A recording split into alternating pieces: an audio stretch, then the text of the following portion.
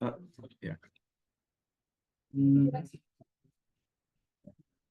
Yeah, good idea. We were singing this morning. La la la la la la la la la la.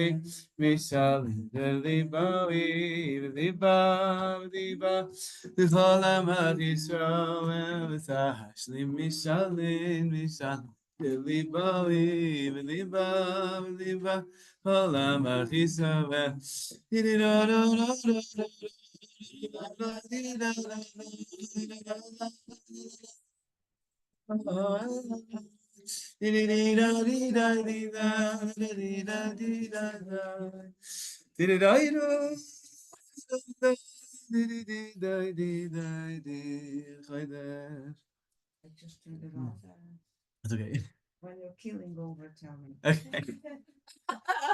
You can put something in between, or put it like. Okay, so. No, here, I'll put it in. You do it. You do it. Do something though. Okay. So we're up to Perek Dalet now in this booklet. Some of you have it. You have this one. Yeah. Okay. There's one there. There's one there. It's okay. You guys can share. You can. It's all right, I'll listen. We're up to Perek Dalet. Thank you. Before you start. Yeah. Mazel tov to Benji and Miriam. Mazel tov to Benji and Miriam. Incredible. Okay. Baruch Hashem, Shechianu, V'kivanu, V'gianu, V'zmanu Zeh. Baruch Hashem, Mazel tov, Mazel tov, Mazel tov. Okay, sorry. No problem. Yes. Yeah, they did it in the Passaic. Right. Yeah. Baruch Hashem. Okay, so Perek Dalet, Rav Kivak has over here Nekudos his oirus, points of awakening, his chazkus, and strengthening, b'inyan ha'achila, in this matter of eating, right?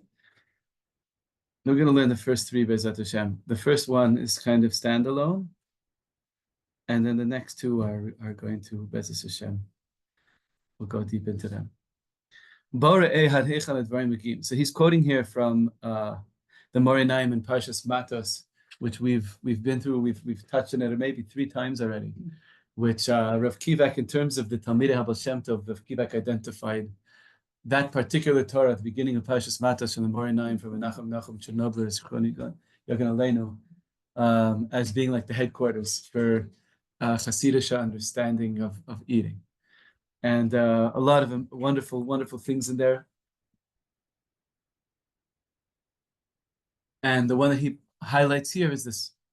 Come and see how far matters reach. In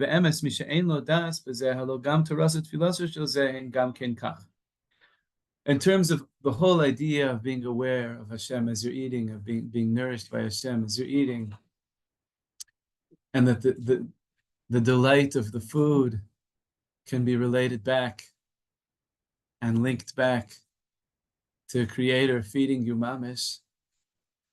Even though there's, of course, thousands of degrees of awareness of this, and Shalom Aleichem, Binyamin, good to see you.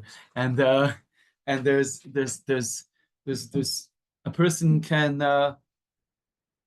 have a lack of das. Misha ein lo das b'zeh halogam. He says, even if you don't have, the Moreh Naim is telling us, even if you have a meal and you feel like, wasn't so conscious at that meal, right? Halogam terasat tfilasho says zehem gam ken kach. That also happens. Sometimes you have a shachris. It's like, just gonna happen. And sometimes you have a learning. You're learning. Also, you go through something, and hem gam ken kach she'inenu b'shleimus gomer. They're not really so perfect. But you don't say, therefore I'm stopping to daven Shachris because I had a less conscious Shachris, right?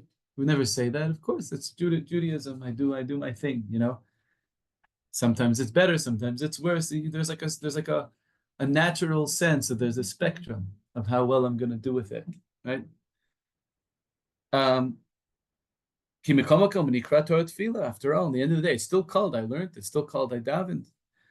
Even if I put in not the greatest amount of consciousness, that's still called service of Hashem. So it is with eating and drinking, which we have to do. This is also called avoda. 100% avoda. In the most simplest sense, you're making brachas, doing mitzvahs, rabbinic mitzvahs, deraisa mitzvahs, birkat hamazon, umamlich habore, doing the mitzvah deraisa of emunah, right? Making Hashem king over the food, linking it back, not seeing it as a separate thing, linking it back to Hashem. Just there's I need to go from level to level. So same thing with davening, and to try to grow in my davening. And I realize that it may take years, it may take, there's lots of like small steps, big steps, long term, short term. So this is a very important steadying thought for our, because what he's trying to, in Yiddish you have the word bavorn, he's trying to anticipate a question or an attitude that, forget about it. Like was that character in the Muppets who's trying to play the piano and like bang his head, forget about it. Remember that guy? There's a tendency with eating, because it's so easy for it to be unconscious. It's so easy for it to just be stimulus response. It's so easy for it to just recede into the background, to just sort of give up on it being part of my spiritual life. And so the Moran is saying, don't give up. Same way you don't give up on Shachris. You just do it, and okay, it's part of my service of Hashem. It really is. It will always be. And I'll try and grow with it a little bit. I'll try and expand it a little bit. I'll try to have, whenever I'm able to remember, I'll try to do something to help me to remember, be aware. And even just the shir, I have to say how much I missed this shir the last couple of weeks. That if I as long as I'm giving the shir once a week, it really helps me a lot, because it's part of the reason why I decided to give this year was to be mechazik myself in this, that eating is a real big part of life, and like if I don't start giving a shir on it or getting into it, when am I ever gonna grow with it? And it really has helped me so much. Really has helped me so much.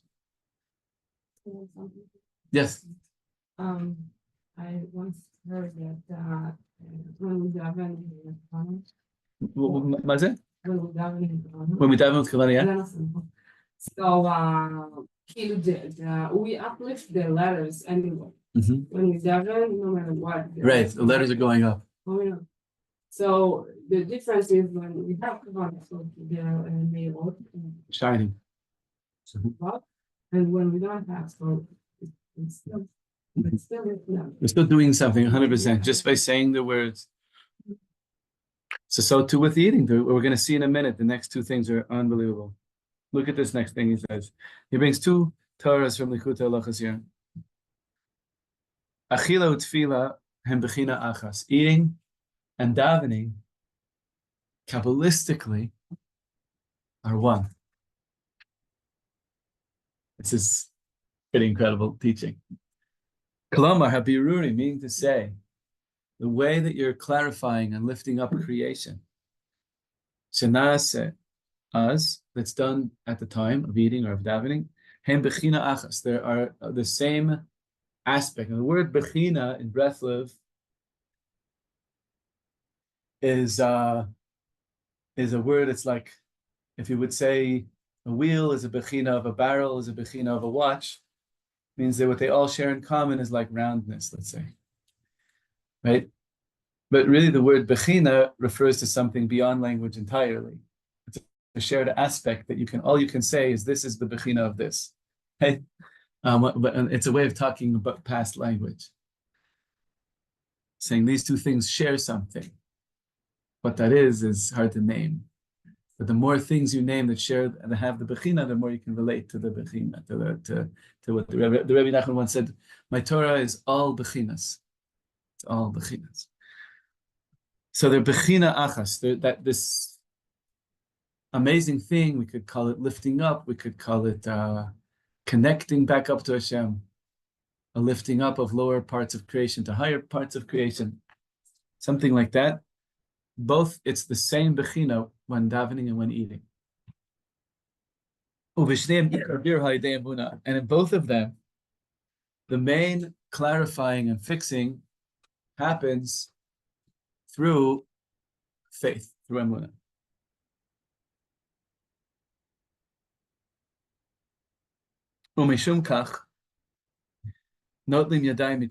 That's why we're washing our hands before eating. Just like we do before davening. People don't always know, but also for Mincha Ma'ariv, you're supposed to wash every time before you daven. Don't make a bracha except Shachris, but Mincha Ma'ariv too.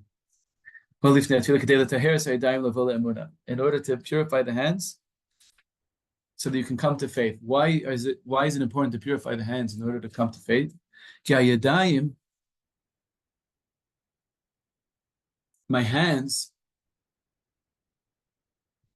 make me feel like I'm the one doing things, right? It's my strength and the strength of my hand. Literally, the word hand that's a pasuk in Dvarim, right?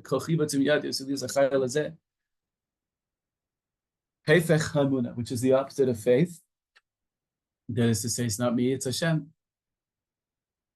And therefore they have to be washed. Now, this idea of the hands, just expand on it a little bit. Amazing thing that is brought in a few Torahs in Kutem Moran. I don't know how far back it goes. I think it's a Zohar also. That if you count the joints in your hand, this is a really cool thing. There's like 2 in the thumb, 1, 2, then 3 in each finger, 3, 4, 5, 6, 7, 8, 9, 10, 11, 12, 13, 14. Yad. Isn't that amazing? Totally amazing. And when you put them together, it's 28, which is koach. Right? And check this out. In the first pasuk of the Torah, count them. There's exactly 28 letters. Bereshis bara Elokim es hashamayim ve'es haaretz. It's 28 letters. Why? Because Hashem made the world with His hands, kaviyachol. And every time that we're doing the Tilas Yadayim, we're remembering that it's not our hands, it's Hashem's hand. You could pass me a Chumash Shmos if you see one. Great. There's I have to remember where the Rashi is. The guy put it in small writing, so I forgot to open this book.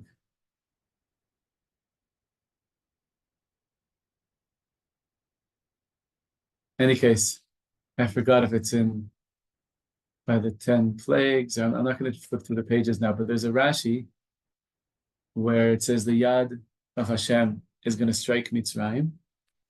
And Rashi says Yad Mamash. Very hard to understand Rashi. What does that mean? God doesn't have a hand. What's Yad Mamash? But a parish I once heard on this is that this is not a Yad Mamash. This is just a bunch of sinews and bones and veins, and Baruch Hashem, they fit together nicely. Thank God. And but a real Yad is Hashem's Gevurah or Hashem's Chesed. Like that's a Yad. Right? This is just like an approximation. This is here for Bezos Hashem 120 years, and then it becomes Earth or whatever. Right? Fine. Yes, amazing. It'll come back. It's a Yad. It's not a Yad Mamish. It's just a reasonable facsimile of a Yad. So when we're doing the Tilas Yadayim, it's affecting our consciousness. Water being as it is, always in flow. Even in a cup of tea, there's a high tide and a low tide.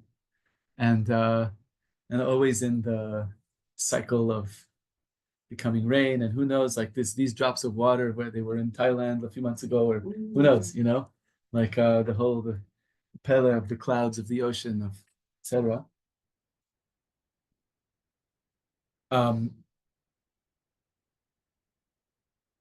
That flow of water and that visceral experience of netilas yadayim, of taking a revis, which Chazal would koveya, that an amount of water, you pour it on your hand at once and it's metaher.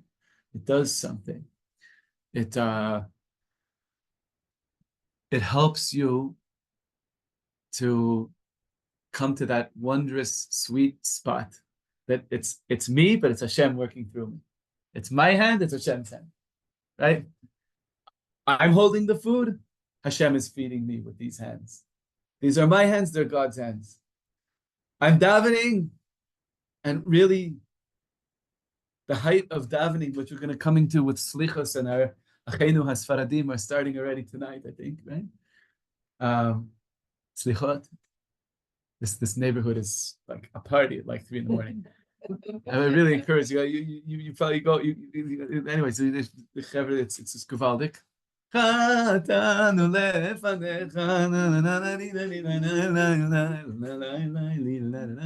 a gewalt. They know how to say sorry. Like we were like this party. They don't have seasonal depression like us Ashkenazi. Seasonal affective disorder. We all got messed up in Europe. They stayed Mediterranean people, Sorry, okay, let's go, It's geweldig. We're like, okay, I don't want to make fun of it. I love that song too. It's all beautiful. It's all beautiful. But in any case, Slichot are based on the Yud Midot HaRachamim. That's like the heart of the Slichos. Of course, saying Slach Lanu is. But the Yud Gimel Midas HaRachamim, the 13 attributes of mercy of Hashem, Kel Rachum Uchanan, right? You know what I'm talking about. The Medrash says, I should have opened the Medrash says that, and it's even from the Psukim, Vayvor Hashem al panav vayikra, that Hashem himself, according to the Medrash, put on a talus and did the Yud Gimel Midas HaRachamim. So the Berditchever and the Kedushas Levi, he asks on this. He says, we don't find this by pretty much any other mitzvah, that the way it was taught to Moshe Rabbeinu was that Hashem did it, right? Hashem showed him the menorah and showed him, but to do the mitzvah, like to mime it, here, do like this. Why was it like that? Usually it's a dibur, it's a tzivui, or it's a picture. But here Hashem does it. And the Berditchever gives such an amazing answer. He says, because he was telling Moshe Rabbeinu, Tagas, that this is what the Yud Gimel Midas Rachmim has to be. It's got to be Hashem davening to Hashem. Kiviyachol, so to speak, very high idea. Hashem daven, right? Like it says in the Gemara in Brachos, Hashem says, Yehi ratzon b'litfanai. The Gemara in Brachos asks, it says, Beisi beis tefillah yikrei l'chol amim, and my house will be called, right? V'simachtim beveit tefillati. Right? We also have that Vahavi Osim El Hak, which is the end of the Slichos. V'simachtim beveit tefillati. The Gemara asks, what does that mean? God's prayer. Does God daven? And the Gemara says, yes. Hashem says, Yehi ratzon milfanai. May it be my will before me that I should go lifni mishurat hadin and to be berachamim with my children. So there's the depths of what davening is, because our soul is a chelik Elohim bimal mamish. Our soul is a piece of God mamish, and so really, it gets the most expressed maybe in the Yud Gimel Midas HaRachamim, but in a certain way, every davening is that. It's Hashem, davening to Hashem. That part of us that is mamish Hashem. It's that's our soulmateness with God, our oneness, and it's a great, great paradox. But there's like a sweet spot there that it works. It works. It's Leibish, but it's also Hashem davening to Hashem. It works. It's there. And Netilas Yadayim is helping us with this, to get there, to let go of my hands, to have the hands be washed over with this flow, with the mayim of consciousness, of awareness. The Rambam, if you look in the Rambam, in the end of Hilchas Mikvos, he says, when you go into the mikvah, it's like you're going into Meimei Hadat. The Rambam says this. It's an incredible thing. Going into the waters of awareness. And the Navi says, the Ishaya Navi says, people will know me kemayim layam mechasim, like water that covers the ocean, right? It covers. So there's this purifying in the sense that it takes away the static, the cloudiness. It makes it like a pure blue sky, a pure connectivity, that it's my hands, it's Hashem's hands. I'm lifting my hands up to Hashem in davening. It's my soul, it's Hashem going to Hashem. I'm taking the food with my hands. It's Hashem feeding me. It's Hashem feeding me. It's my hands, it's Hashem's hands. Incredible.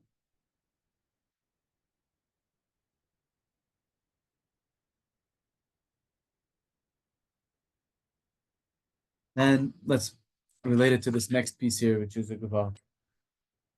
Ikar his galus ha'hashgacha tluya b'kedushas ha'ma'achalim. The essential way that we have a sense of God watching over us and being present with us in our life depends on the holiness of food, of the foods that we eat. That's why we have a whole sixth of the Torah Sheba'al Peh that is Zraim, that's all about mitzvahs having to do with food, with how we prepare the food. We'll come to this in a minute. And that's why I make the bracha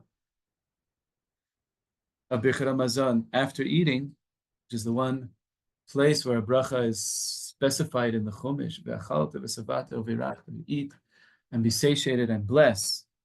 Because the Torah wants, Hashem wants you to know that it's from Him. Through Hashem's own hashgacha, that this particular food reached you. And that's the kind of the key point, the key starting point for being able to have a sense that everything in my life is from Hashem. It starts from that intimate, close thing of literally the replenishing and recreating of my body. Was it like every 7 years, all your cells are like new, like but it's so close to us.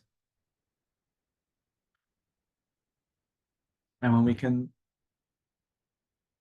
so long as we feel like, oh, I'm just a random corner of the universe, just grabbing a few scraps of whatever I can find, right? Then the way we're going to feel about life, where we're going to experience and look and see and experience things around us is going to be also this kind of absurd, random feeling about everything, all our experiences.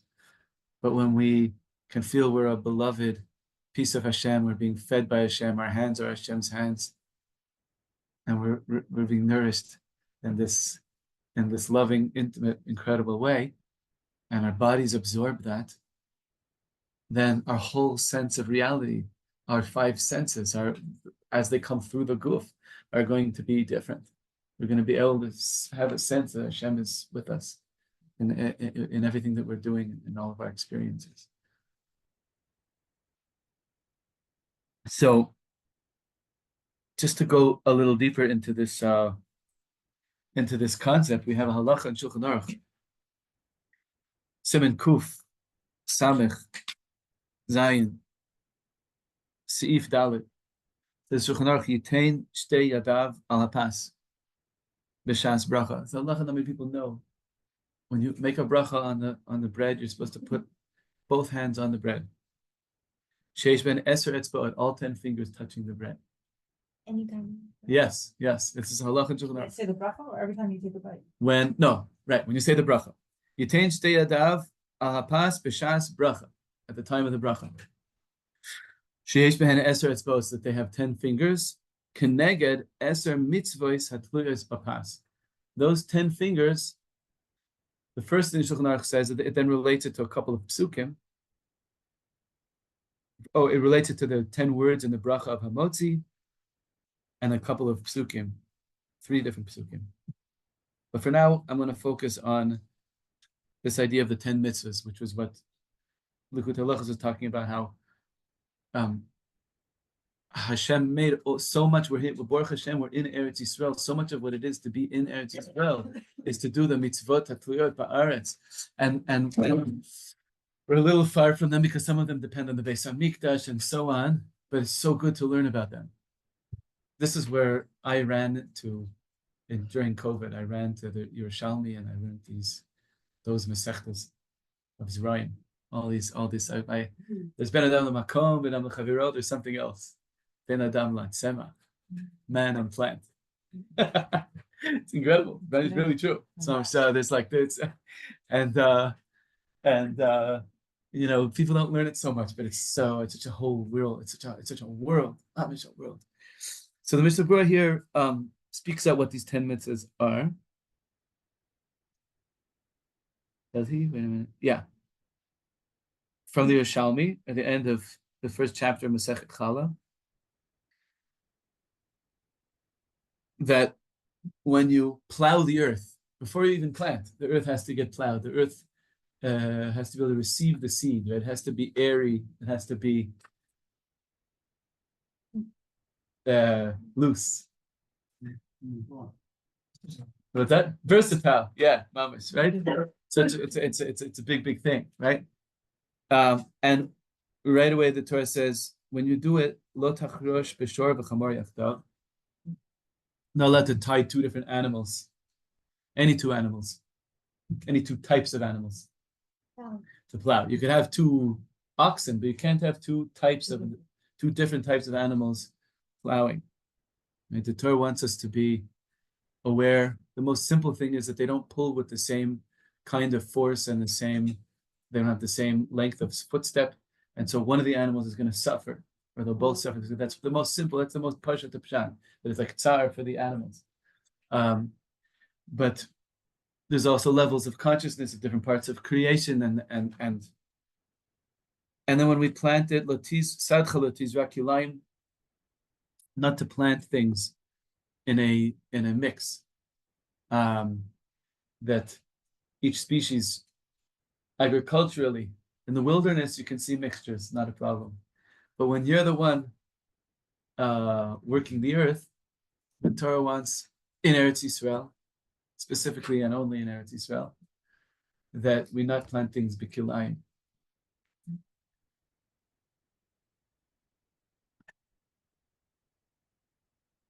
Because in Eretz Yisrael, our human involvement is like meant to celebrate each species and see each thing with its own space. B'shas disha, then when the animal is threshing,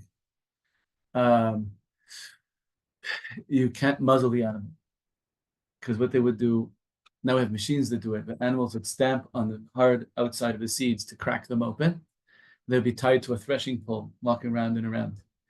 And the animal is smelling and seeing seeds that it could eat. So you're not allowed to muzzle it while it does that, so it can snack while it's doing its work. Yeah, you have to. Right, not allowed to muzzle it.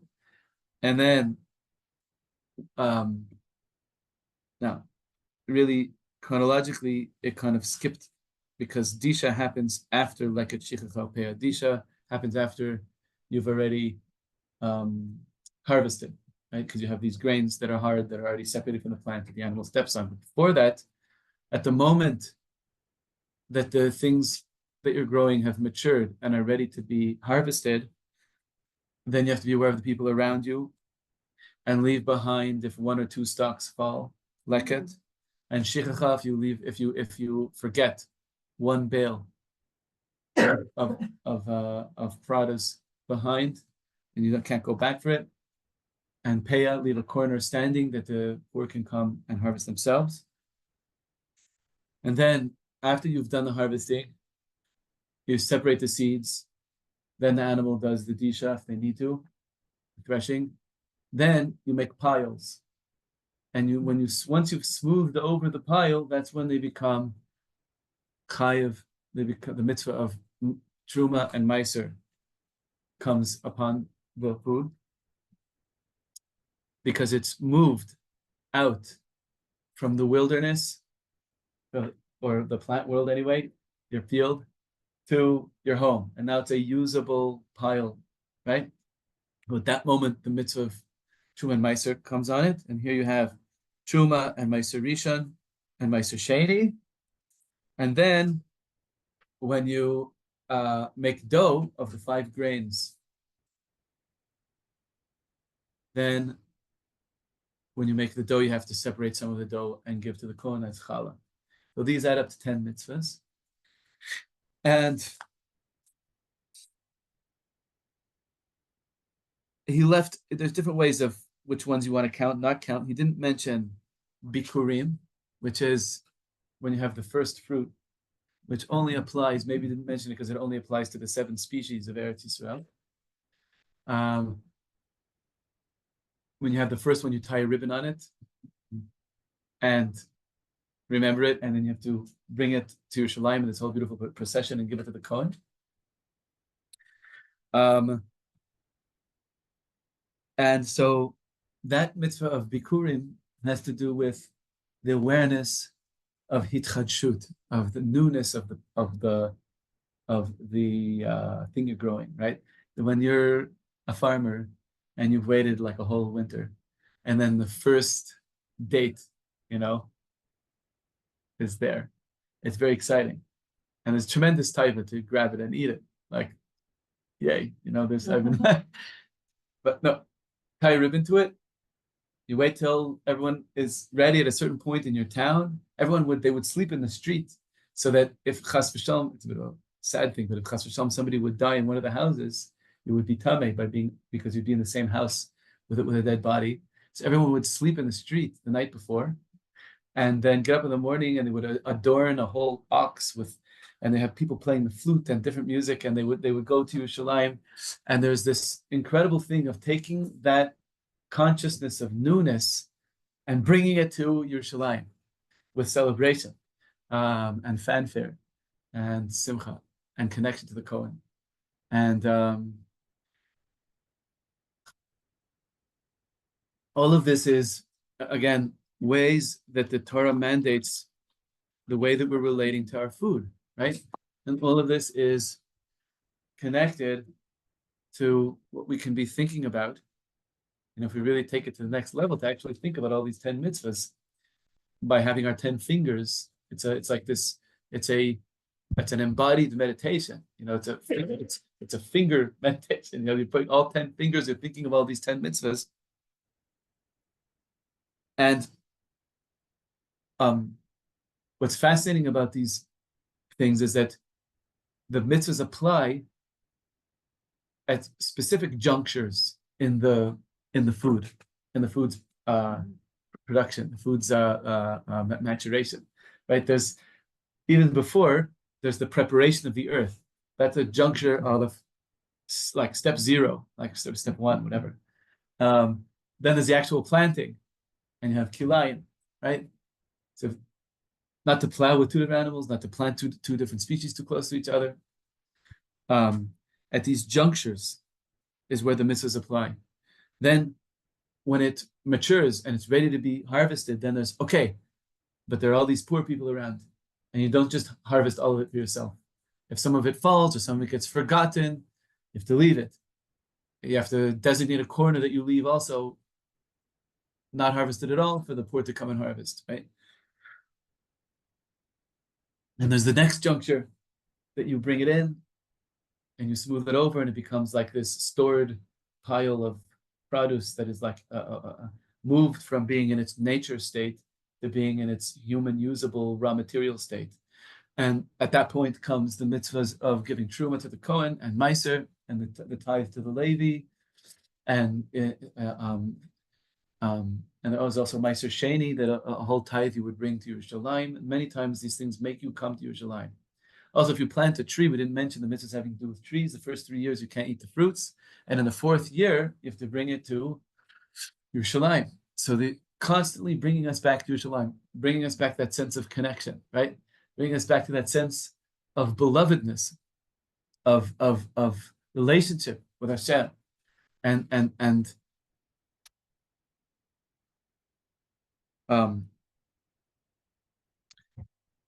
then there's right before you bake the bread, you separate some of the dough. It's in a dough state, which means you have to be connected to a Kohen in your neighborhood. The Kohen can then bake it. And then what he doesn't mention is the rabbinic mitzvah at the end of making a bracha on, right? And which is in a certain way probably why Masechet Brachas is in Seder Zerayim, and why it's even the first Masechet there, is because in the end of the day, that's the culmination when you make the bracha on it, and then you eat it, and it gets lifted up, right? So all of these junctures, you could learn it that way. Again, it depends what if you don't count the threshing pole, or you don't, whatever. Like there's the 11th one, whatever. The Mishnah Berurah doesn't count it, but there's also benching afterwards. The bracha. If you're eating bread, that's a deraisa also. It's but like around 10 tests in the Chayei Sarah, it's like the pinnacle, is that part of the test, or is it's like right, very nice. Yeah, exactly. So where's that pinnacle? Different ways of looking at it, but part of the idea also is when you're eating, you're taking, and before you get to take, there are all these other things you have to do, right? To be aware of the animals, be aware of the plants, not planting too close to each other. You have to give to the poor. You have to the Kohen, the Levi, take care of those people who are the educators, who are the Beis Hamikdash workers, and so on. Be aware of Hashem, bring it to the Yerushalayim, some parts of it, right? All of these things until you get to eat it, right? You have to make a bracha first, if you count that one. So there's this sense that it's not just I'm taking, but I'm giving. I'm getting my portion after all these other parts of creation got their awareness and their portion. It's not just I'm grabbing this thing and just taking it. It's I'm part of this whole symphony of taking care of all different tiers of society, all the way down to the animals and the plants themselves, right? A connection with Yerushalayim. So my eating is going to be different. I'm part of something. It's not just me fulfilling a need. There's this whole grand, elegant, symphonic thing going on, right? This it's Reb Shlomo, he speaks about this in one place. He says, when I eat just because out of hunger, there's a certain sadness can set in there, because I'm just living because I'm forced to. I have to eat, so I eat. It's just like this stuckness. Like, what am I going to do? But when I can feel that I'm a contributing part of creation, that I'm and that I'm being, as a contributing part, I'm also being nourished, and I'm loved and cared for. It's a whole, then the eating becomes a whole different thing. Like we said, hopefully maybe we'll get the chaver together and go to Kever Rachel for breakfast Erev Yom Kippur. Maybe. I say Erev Yom Kippur is such a special day, and the eating is so holy then. It'd be amazing. It's such a great thing. So but we can actually make it happen. But B'ezrat Hashem, somebody said right away, Mama Rachel, yeah, because your mother loves to watch you eat, wants you to eat, right? It's like the greatest thing. It's like there's it can heal. Like Erev Yom Kippur is mamish, especially for this shear. Erev Yom Kippur is like the eating day. It's a deraisa to eat, and not only the deraisa to eat, but it counts as if you fasted. Like this there's a huge. We'll learn all about that. That's a whole unbelievable thing. But for us, taking it back in, let's read again what he said. Iker his galus ha'ashgacha. The essential revelation or way that the sense of Hashem watching over us, right, is tluya b'kedushas ha'machal, depends on the holiness of food. You know, there's an unbelievable. There is a parish of the Sforno on the Tehillim. It's not in every. It's in the Tanakh Hamaor, the Maor printing of the Mikrot Gedolot Tanakh. It's very kedai. If for whatever reason you need a Mikrot Gedolot Tanakh, get the Maor one, and because the Sforno has all these incredible shatim there, and one of them is on the pasuk Sameach Nefesh Avdecha, which I don't remember which chapter of Tehillim that's in. But in any case, there's a David Melech says Sameach Nefesh Avdecha. Please Hashem, gladden the soul of your servant. Says the Sforno, Behodiacha Kilo Shechachtani, by letting me know that you haven't forgotten. That's the simcha. And that's what this is about. This hashgach, the sense that God is mashgiach, that I am under supervision. That I haven't been forgotten about. That's where this is what the whole thing of tikkun achila. But the whole thing of davening also is that Hashem wants to hear from me, that Hashem wants to feed me. And the ikar his galus hashgacha tluya b'kedushas ha'machalim, the essence of how this comes into our lives is dependent on the holiness of the food, of the eating of the food. That's why there's so many mitzvahs with the food, right? And even if today we're missing a lot of them, but we have the finger meditation. And it's in Shulchan Aruch, right? It's in Shulchan Aruch. To think about that.